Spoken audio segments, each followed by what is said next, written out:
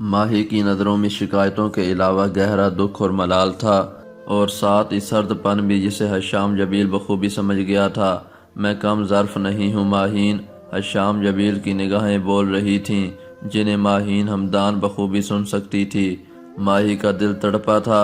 اس سے پہلے کوئی کچھ بولتا یا پوچھتا، وہ ایک جھٹکے سے اٹھی اور اپنے کمرے کی طرف بڑھ گئی تھی۔ شام کو مایوں یعنی اپٹن کی رسم تھی۔ ماہم بہت خوش نظر آ رہی تھی۔ حارث یعنی ماہم کا ہونے والا شوہر ایک بہت ہونہار لڑکا تھا۔ وہ کسی امیر خاندان سے نہیں تھا، بلکہ یتیم تھا، جس کی ایک بہن اور ماں تھی۔ وہ ہمدان صاحب کی کمپنی میں بھی کام کرتا تھا اور ہمدان صاحب کا چہیتا امپلائی تھا۔ اس نے اپنی ذہانت، محنت اور لگن سے بہت جلد اعلیٰ مقام حاصل کر لیا تھا۔ کل اس کے پاس کچھ نہیں تھا، لیکن آج وہ ایک خوبصورت گھر، گاڑی اور ہر چیز کا مالک تھا۔ اس کی محنت اور لگن سے متاثر ہو کر ہمدان صاحب نے ماہم کا رشتہ حارث سے کر دیا تھا، جسے حارث نے دل و جان سے قبول فرمایا تھا۔ اپٹن کے لیے بنائے گئے پیلے جوڑے اور چوڑیاں، گھر میں تیاریاں جاری تھیں۔ ایلا کو یہاں کا ماحول بہت پسند آیا تھا۔ وہ سب سے زیادہ بنی سوری پھر رہی تھی۔ ماہم کو اچھے انداز سے تیار کیا گیا تھا۔ اس کی نند اور سانس نے رسم کرنے آنا تھا۔ ہاں، اب اچھا لگ رہا ہے، ہانم نے اس کا دوپٹہ سیٹ کرتے ہوئے کہا۔ ہانی تم سے ملنے کوئی آیا ہے؟ ماہی نے، جو ابھی نیچے سے آئی تھی، اس اطلاع دی تھی۔ مجھ سے ملنے؟ وہ حیران ہوئی۔ ہاں، جا کر دیکھ لو۔ ماہی کے کہنے پر وہ نیچے آئی تھی اور پھر لاؤنج کے صوفے پر بیٹھی شخصیت کو دیکھ کر حیران رہ گئی تھی۔ وہ ماہرو تھی۔ ہاں، ماہرو النساء، اس کی بچپن کی دوست۔ ہانی ماہرو اسے دیکھ کر خوشی سے چلائی تھی اور پھر اپنی جگہ سے اٹھ کر ہانم کی طرف بھاگی۔ اس نے شدت سے ہانم کو گلے لگایا تھا۔ ہانم تو گنگ رہ گئی تھی۔ اس نے کبھی سوچا بھی نہیں تھا کہ ماہرو اسے یوں اچانک مل جائے گی۔ وہ دونوں سالوں بعد ملی تھیں۔ ماہرو کو ہانم سے بہت سے شکوے تھے، جنہیں وہ اب روتے ہوئے کر رہی تھی۔ یار، رو کیوں رہی ہو؟ ہانم کو اس کا رونا برا لگ رہا تھا۔ تم چھوڑ کر چلی گئی تھی ہانی، کبھی رابطہ بھی نہیں کیا۔ ذرا یاد کرو، چھوڑ کر کون گیا تھا؟ تم گئی تھی پہلے ماہرو۔ جب تم نہیں رہی تو میرا بھی دل نہیں لگا، اس لیے مجھے بھی جانا پڑا۔ لیکن تم رابطہ تو کر سکتی تھی نا؟ ہاں، اس کے لیے میں معذرت کرتی ہوں، اب رونا بند کرو۔ ہانا مسکرائی تھی۔ ماشاءاللہ، تمہارا بیٹا بہت پیارا ہے۔ ہانم نے ماہرو کے 3 سالہ بیٹے کو گود میں اٹھایا تھا، جس پر ماہرو مسکرا دی تھی۔ سید جبیل، بی جان مدیہ اور اس کا شوہر ارحم سب لاہور آ چکے تھے۔ اب سب نے شادی تک یہیں رہنا تھا۔ روحان اور حشام دونوں ایک ہی کمرے میں تھے۔ حشام تیار ہو رہا تھا۔ روحان اسے گہری نظروں سے دیکھ رہا تھا۔ حشام کا چہرہ سپاٹ تھا۔ تم اچھا نہیں کر رہے شامو کاکا، روحان نے اسے مخاطب کیا تھا۔ کف کے بٹن بند کرتے ہوئے حشام کا ہاتھ رکا تھا۔ کیا مطلب؟ وہ چونکا۔ مطلب صاف ہے شامو کاکا، تم اچھا نہیں کر رہے ہو۔ روحان ملامت بھری نظروں سے اسے دیکھ رہا تھا۔ تم کس بارے میں بات کر رہے ہو؟ حشام نے انجان بنتے ہوئے پوچھا۔ ماہی کی بات کر رہا ہوں، تم اس کے ساتھ اچھا نہیں کر رہے۔ روحان کی بات سن کر حشام گنگ رہ گیا تھا۔ اسے اندازہ نہیں تھا کہ وہ سب جانتا تھا۔ کیا غلط کیا میں نے اس کے ساتھ؟ حشام کا لہجہ کاٹ دار تھا۔ تم اس کا معصوم دل توڑ رہے ہو، جبکہ وہ تمہارے انتظار میں بیٹھی ہے۔ تم نے بھی تو ہزاروں لڑکیوں کا دل توڑا ہے۔ کیا میں نے کبھی کچھ کہا؟ حشام کا لہجہ تلخ ہوا۔ روحان چونکا تھا۔ یہ اس کا شامو کاکا نہیں تھا۔ میری بات اور ہے حشام، تمہیں ماہی کا دل نہیں توڑنا چاہیے۔ کیوں؟ کیا مجھے اپنی مرضی سے زندگی جینے کا حق نہیں ہے کیا؟ وہ دبی دبی آواز میں چلایا تھا۔ روحان کو حیرت ہو رہی تھی۔ وہ دبی دبی آواز میں چلایا تھا۔ روحان کو حیرت ہو رہی تھی۔ وہ آج بدلا بدلا لگ رہا تھا۔ ایسی بات نہیں ہے، لیکن سارا سے شادی کرنا یہ بھی تو تمہاری مرضی نہیں ہے، روحان نے نرم لہجے میں کہا تھا۔ وہ بی جان کی پسند ہے۔ مجھ میں اتنی ہمت نہیں ہے روحان کہ میں تمہاری طرح اپنی محبت کے لیے بی جان کے سامنے کھڑا ہو سکوں۔ نہیں ہے مجھ میں اتنی ہمت۔ وہ تلخ لہجے میں کہتا کمرے سے باہر نکل گیا تھا، جبکہ پیچھے روحان کے چہرے پر پریشانی کی لکیریں ابھری تھیں۔ بحریہ ٹاؤن میں پاس پاس موجود دونوں گھروں کو دلہن کی طرح سجایا گیا تھا۔ دونوں گھروں میں خوشیوں کے شادیانے بج رہے تھے۔ بی جان اور مدیحہ اس وقت ہمدان والا میں موجود تھیں۔ بی جان اور مدیحہ دونوں کو خانم بہت پسند آئی تھی۔ خانم نے بھی دونوں سے پیار سے بات کی تھی۔ مدیحہ کی 1 سالہ بیٹی جس میں روحان کی جان تھی خانم کو بہت پسند آئی تھی۔ مجھے اندازہ تھا کہ روحان بھائی کی پسند عام نہیں ہو سکتی، اور آج آپ کو دیکھ کر یہ یقین بھی ہو گیا ہے، مدیحہ خانم سے کہہ رہی تھی، جبکہ خانم اس کی بات سن کر مسکرا دی تھی۔ اس خاندان کے سبھی لوگ بہت اچھے تھے، خاص طور پر بی جان جو بہت شفیق خاتون تھیں۔ جب تک روحان بیٹا عرجے تھا میں ہمیشہ ڈرتی رہتی تھی، لیکن جب وہ شاہ بنا تو میرا ڈر ختم ہو گیا تھا۔ تب میں پرسکون ہو گئی تھی کہ اب جب بھی وہ شادی کرے گا حویلی کے مقام کی بہو لائے گا۔ خانم کو بی جان کی بات تھوڑی عجیب لگی تھی، لیکن وہ پھر بھی مسکرا دی تھی۔ پیلے سادہ سے جوڑے میں ملبوس دونوں بہنوں کا اپٹن لگایا تھا۔ خانم نے شکر ادا کیا تھا روحان ایک بار بھی نہیں آیا تھا۔ رسم کے بعد بی جان، مدیحہ و ماہرو تینوں سید ہاؤس جا چکی تھیں، اور ان کے تھوڑی دیر بعد ماہم، ماہی اور ایلا اور آسیہ بیگم بھی۔ صرف خانم نہیں گئی تھی، اور اس نے سکون کا سانس لیا تھا، چونکہ فروری کا مہینہ تھا، سردی کی شدت میں بھی ابھی تک کمی نہیں ہوئی تھی۔ باہر موسم ابر آلود تھا۔ خانم کو سونے کا موقع ملا تھا اور وہ کمبل اوڑھ کر سو گئی تھی۔ لاؤنج میں موجود سبھی لوگ روحان کو گھیرے بیٹھے تھے، جسے شدید کوفت ہو رہی تھی۔ وہ ابٹن نہیں لگوانا چاہتا تھا، لیکن اسے کوئی بھی بخشنے کے موڈ میں نہیں تھا۔ بی جان، کیا یہ ضروری ہے؟ وہ رونی صورت لیے پوچھ رہا تھا۔ ہاں شاہ بیٹا، سکون سے بیٹھ جاؤ، اب یہ ہم سب کی خوشی ہے، بی جان نے اسے سمجھایا۔ بی جان، مجھے کوفت ہو رہی ہے، میرے کپڑے خراب کر دیے ہیں، مدیحہ نے۔ روحان نے اپنے سفید کلف لگے کپڑوں کی طرف اشارہ کیا جس پر اپٹن لگ چکا تھا۔ ارے بھائی، آپ پریشان نہ ہوں، جتنا آپ اپٹن لگوائیں گے اتنا ہی خانم بھابھی کو آپ سے پیار ہوگا، مدیحہ نے شرارتی لہجے میں کہا تھا۔ کیا واقعی؟ روحان کا منہ حیرت سے کھلا تھا۔ ہاں نا، سچ کہہ رہی ہوں، آپ چاہیں تو یہاں موجود ساری لڑکیوں سے پوچھ سکتے ہیں۔ نہیں، مجھے یقین ہے، اب جتنا چاہے لگا دو، میں تیار ہوں۔ روحان کی باتیں کھلی تھیں، اس کی بات سن کر سب نے کہہ کہا لگایا تھا۔ آج شام اپنے کمرے میں تھا، اس کی طبیعت ٹھیک نہیں تھی۔ اس نے میز کے دراز سے اپنی دوائی نکالی تھی اور پھر یہ دیکھ کر پریشان ہو گیا تھا کہ دوائی ختم ہو چکی تھی۔ شام نے اپنے جسم میں اٹھتی درد کی ٹھیسوں کو برداشت کرتے ہوئے کہا تھا۔ کچھ دیر کمرے میں ادھر ادھر ٹہلنے کے بعد اس نے ڈاکٹر کا نمبر ملایا تھا۔ سلام و دعا کے بعد اس نے اپنی طبیعت کا بتایا تھا۔ تکلیف کے باعث حشام کے چہرے پر پسینہ نمودار ہوا تھا۔ مسٹر حشام جبیل، آپ کی رپورٹس تیار ہیں، آپ ہر حال میں اسپتال آ جائیں۔ میں آپ کو پچھلے 2 دن سے کال کر رہا ہوں، جبکہ آپ کوئی رسپانس نہیں دے رہے ہیں۔ ڈاکٹر کا لہجہ سخت تھا۔ معذرت ڈاکٹر صاحب، میرے بھائی کی شادی ہے، بس اسی لیے نہیں آ سکا، حشام نے شرمندہ لہجے میں بتایا تھا۔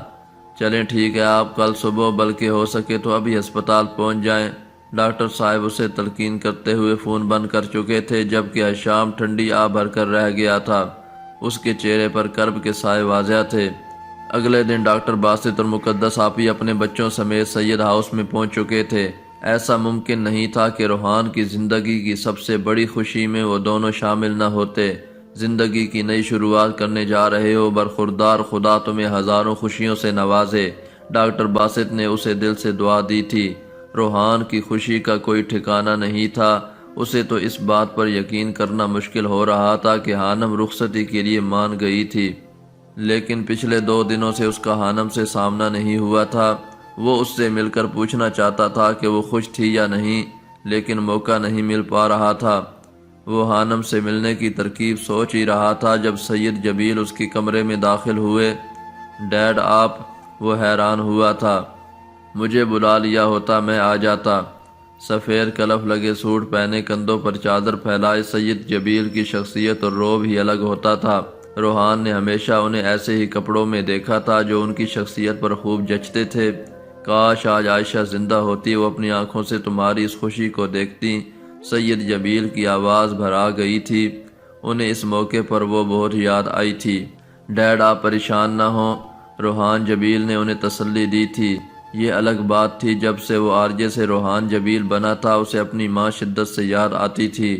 تمہارے لیے وہ خاندان کی ہر روایت کو توڑنے کے لیے تیار رہتی تھی، اور میں نے بھی صرف اس کا سوچ کر تمہیں خاندان سے باہر شادی کرنے کی اجازت دی ہے کہ کہیں قیامت کے روز وہ میرا گریبان نہ پکڑ لے۔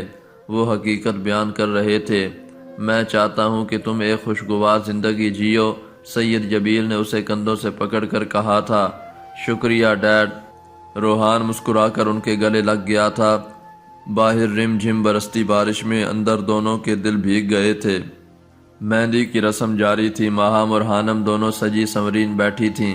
آسیہ بیگم نے دونوں کی نظر اتاری تھی۔ ماہم ساس اور نند اپنی بہو کو دیکھ کر بہت خوش ہوئی تھیں۔ پورے گھر میں گہما گہمی تھی۔ ماہی کی خوبصورت آنکھوں میں انتظار کے دیپ جل رہے تھے۔ وہ حشام کو ایک نظر دیکھنا چاہتی تھی۔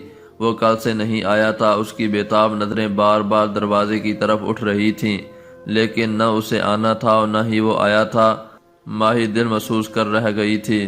کتنی دیر اور لگے گی؟ حانم نے تھکن سے بھرپور لہجے میں پاس بیٹھی ماہی سے پوچھا تھا۔ کیوں، کیا ہوا؟ اتنا بھاری سوٹ نہیں پہنا جا رہا، مجھ سے گھٹن ہو رہی ہے۔ حانم نے اپنی پریشانی بیان کی۔ منہ بند کر کے بیٹھ جاؤ، ایسا موقع بار بار نہیں آتا۔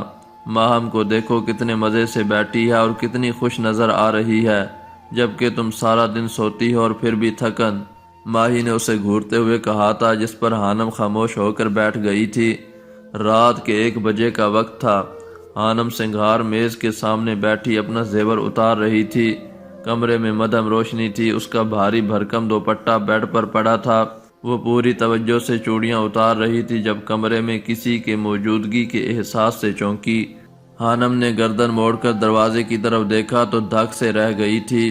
اس سے کچھ فاصلے پر سینے پر بازو باندھے دیوار سے ٹیک لگائے روحان کھڑا تھا، جو فرصت سے اسے ہی دیکھ رہا تھا۔ آپ یہاں؟ وہ ایک جھٹکے سے کھڑی ہوئی، گود میں رکھی چوڑیاں نیچے گر چکی تھیں۔ کیسی ہو مسز؟ وہ چمکتی آنکھوں سے پوچھ رہا تھا۔ وہ سادہ سے کپڑوں میں ملبوس تھا۔ سیاہ رنگ کی واسکٹ پہنی اس کی شخصیت نکھر آئی تھی۔ آپ یہاں کیا کر رہے ہیں؟ حانم نے اپنے لہجے میں غصہ سموتے ہوئے پوچھا۔ کیوں، میں یہاں نہیں آ سکتا؟ الٹا سوال کیا گیا تھا۔ وہ اب آہستہ آہستہ اس کی طرف قدم بڑھا رہا تھا۔ نہیں، حانم نے سخت لہجے میں جواب دیا تھا۔ کیوں، میرے سسر کا گھر ہے، میں کیوں نہیں آ سکتا؟ وہ اب بیڈ پر پڑا اس کا بھاری دوپٹہ اٹھاتے پوچھ رہا تھا۔ اس کا لہجہ شوق تھا۔ حانم کو حیرت ہو رہی تھی۔ میرا خیال ہے پھر آپ کو اپنے سسر سے اس وقت ملاقات کرنی چاہیے۔ میں انہیں بلاتی ہوں یہاں، اس وقت وہ آپ کو دیکھ کر خوش ہوں گے۔ حانم غصے سے کہتے ہوئے دروازے کی طرف بڑھی۔ اتنی بھی کیا جلدی ہے مسز؟ ظالم سماج کو دھیان میں مت لاؤ۔ پہلے ہی بی جان میں مجھے مہندی کی رسم میں شریک نہیں ہونے دیا۔ وہ اس کے راستے میں حائل تھا۔ اس کا دکھ سن کر حانم نے بامشکل اپنی ہنسی ضبط کی تھی۔ تمہیں پتہ ہے پچھلے 2-3 دنوں سے میں نے تمہیں نہیں دیکھا۔ یقین مانو سب کچھ پھیکا لگنے لگا تھا۔ حانم کو یقین نہیں ہو رہا تھا کہ یہ وہی روحان جبیل تھا جسے وہ پچھلے 1 سال سے جانتی تھی۔ یہ اتنا شوق کیسے ہو سکتا تھا؟ روحان نے ہاتھ بڑھا کر وہ دوپٹہ حانم کے سر پر اڑایا تھا۔ حانم کے سنہری بال کمر پر بکھرے پڑے تھے۔ ہلکے میک اپ سے مزین چہرہ دوپٹے کے حالے میں مزید خوبصورت ہو گیا تھا۔ یقین نہیں ہوتا کوئی اتنا خوبصورت کیسے ہو سکتا ہے؟ وہ اسے آنکھوں میں جذب کرتے پوچھ رہا تھا۔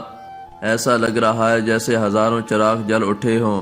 وہ حانم سے کچھ فاصلے پر کھڑا کہہ رہا تھا۔ حانم کو اپنے دل کے دھڑکنے کی آواز صاف سنائی دے رہی تھی۔ ڈائیلاگ اچھے بول لیتے ہیں آپ، حانم نے رخ پلٹتے ہوئے کہا تھا۔ وہ اب آئینے کے سامنے کھڑی باقی چوڑیاں اتار رہی تھی۔ مقصد صرف روحان سے دوری تھی۔ وہ اپنے تیز دھڑکتے دل کو نارمل کرنا چاہتی تھی۔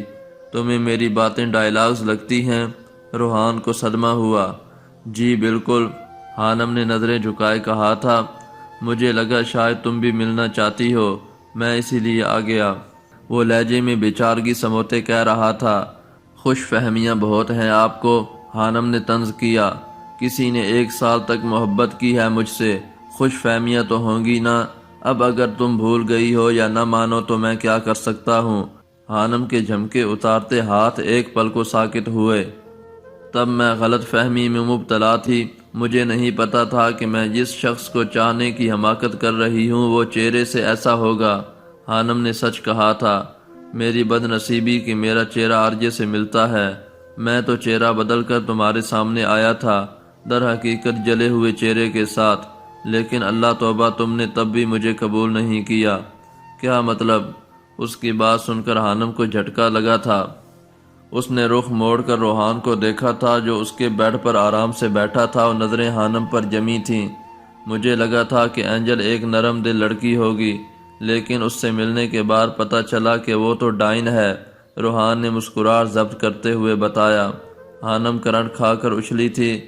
اسے اب کچھ سمجھ آ رہا تھا۔ تو آپ ہی مون تھے؟ وہ پھٹی پھٹی آنکھیں لیے پوچھ رہی تھی۔ ہاں، مون بننا پڑا تھا مجھے۔